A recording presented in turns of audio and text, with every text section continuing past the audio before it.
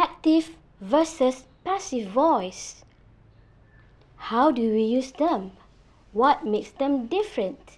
And how do we adopt active to passive?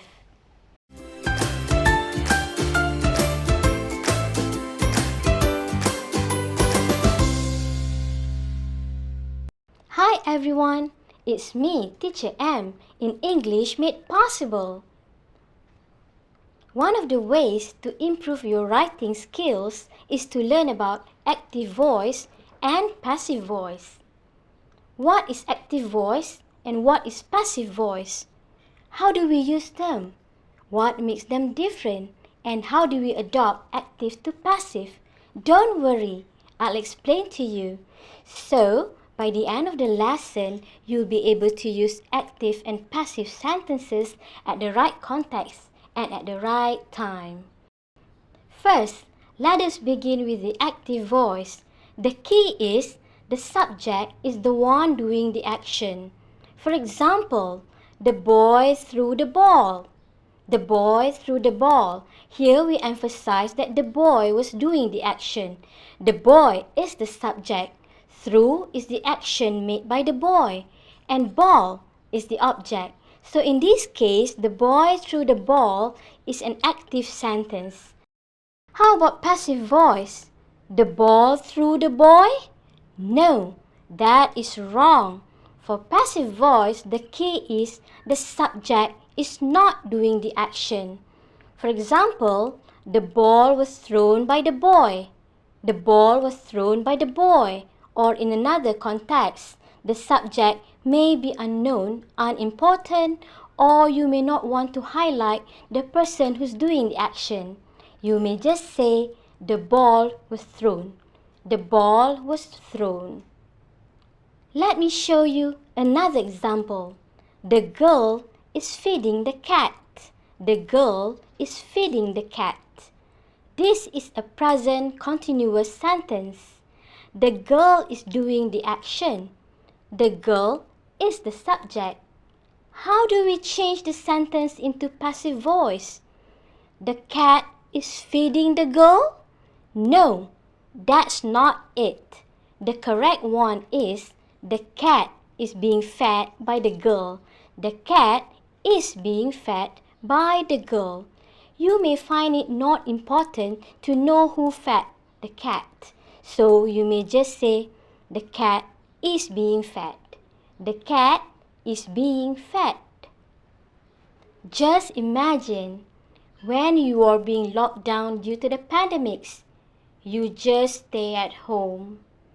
By the end of the day, your mom asked you, please tell me what happened today. Your answers could be, I baked the chocolate cake. I burned the cake. Someone ate my pizza and chicken wings. Bob spilled the hand sanitizer. Dad scolded and punished him. So, you see, you're telling your mom the story in active voices, and the subjects were directly doing the action. What if you want it to be indirect? This is not the voice for you. You should use passive voices.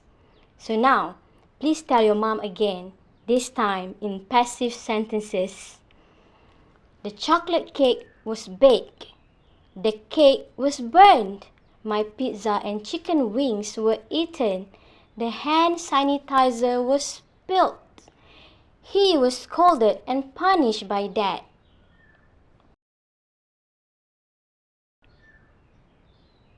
Now, I would like to highlight on the usage of passive voice. How and when is the right time? First, you use passive voice in a situation when you do not know who did the action. For example, my watch was stolen. You could say in active voice, the thief stole my watch, but you could easily say, my watch was stolen. The second situation, you use passive voice when it's not important to know who did the action, or you don't care who did the action. For example, the monument was built in the year 1957. We know that the monument was built in 1957, but we never even bother to know who built it, so it is not necessary to highlight on the person who built the monument.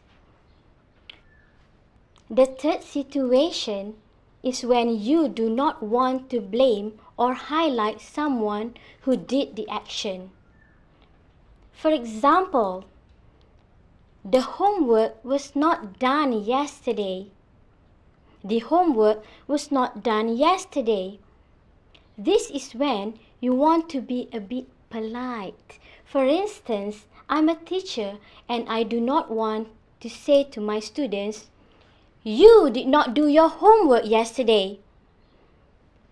So I just say, the homework was not done. The homework was not done yesterday. Before we end, let's just have a simple practice. Change the following active sentences to passive voice.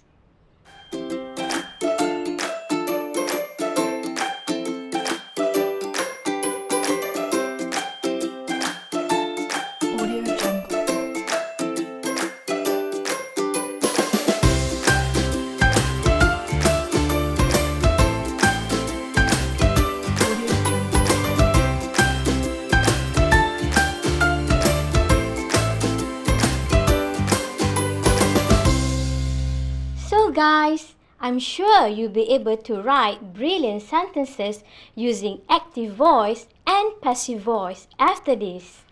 I hope you enjoyed this lesson in English Made Possible with Teacher M. For more interesting lessons, please subscribe to English Made Possible with Teacher M.